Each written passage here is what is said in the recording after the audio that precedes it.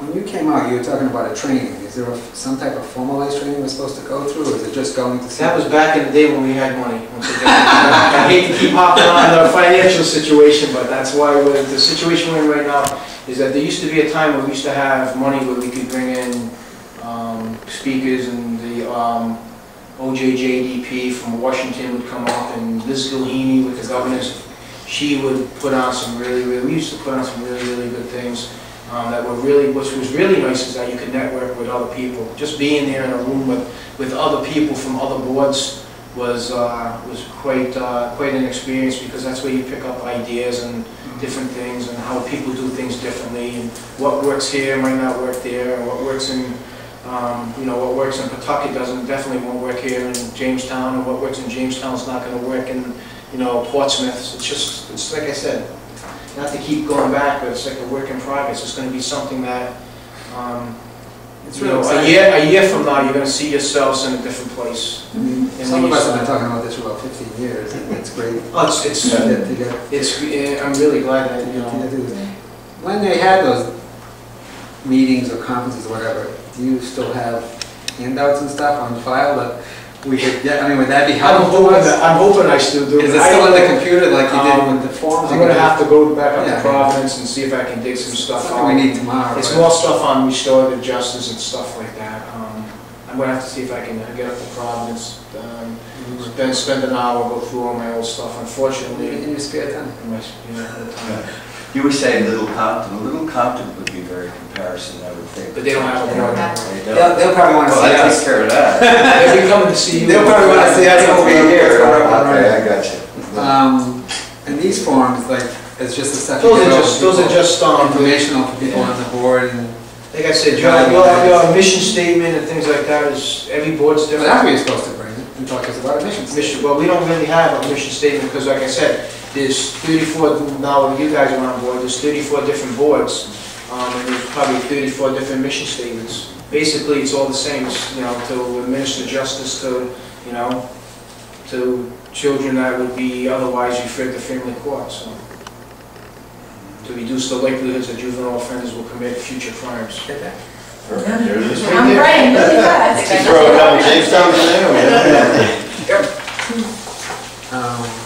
Is there anything else you should share with us? Any other questions you guys might have? Turn that around, huh? Yeah.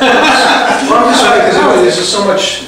There's so much information that I could. No, we really. I mean, you're coming out with a great help, I think. I didn't imagine it, but are there any other questions, Alana, before we just kind of chat briefly amongst ourselves? Well, the only thing I was thinking, I think the furthest we can go basically is besides the different waivers, we can also send them to like Phoenix. You were saying Phoenix or something. That's as far. If we were doing the drugs and the alcohol, wouldn't Kodak come into that side of it? We can refer them. You can refer them to the mental health center. You can refer them to a drug. You can refer them for urine screens. You can refer them for any of that stuff, right? Okay. All right. Good. I wanted to see how we can be as creative and packaging and as we absolutely. Okay. Given the collective contacts in the room. That's exactly. I mean, I think. And not that we won't, but I think one of the big things to do is really hear what the kid says and address what we're doing based on that in the reports we have, but not like, I'm not even hearing what, but I've been in other settings where the child is asked to speak, but no one's really listening to them. And that isn't successful.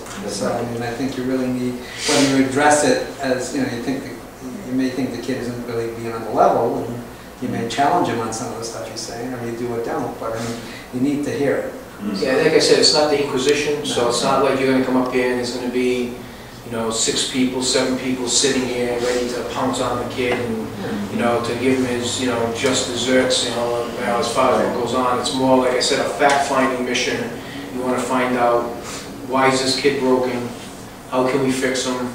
How do we get him back into the community where we don't have to worry about him breaking into our house, destroying our property, hurting people that we love, and becoming a good, upstanding citizen. That's our main goal. That's what we want to do.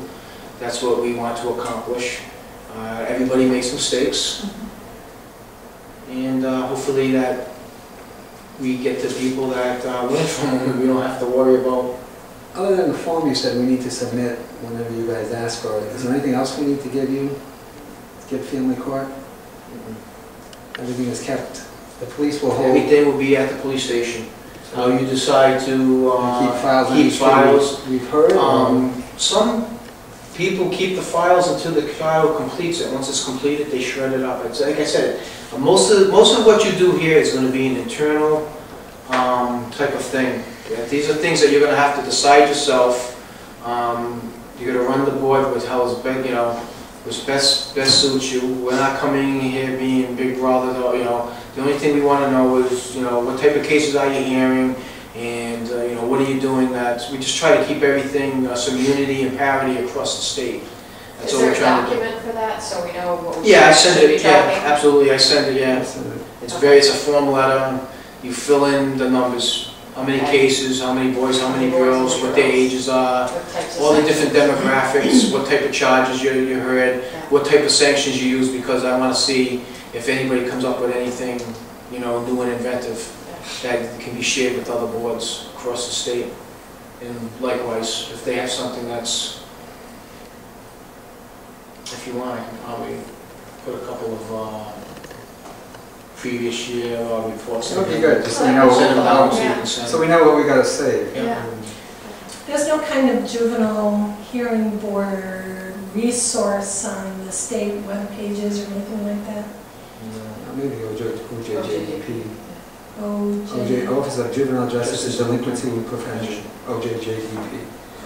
Have you found I know talking to Ian, that alcohol is a big problem, as everybody knows alcohol is a big problem on the island.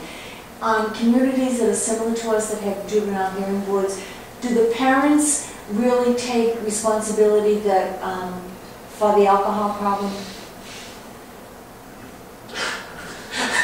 Yes and no. Yes and no. It depends on which community you were talking about. Okay. There are some communities that feel that it is a right to passage and that it should be left to the parents and not the community. It's no one else's business. But unfortunately, you know, that's not the fact. The laws are the laws. They're put on the books for a particular reason. They're there to be enforced. And it's not a rite of passage. If the drinking age was 18, then that's the drinking age. That's what we, as a former police officer, that's what I do. I look and see what the elements of the crime are, and if the elements are there, the charges are brought.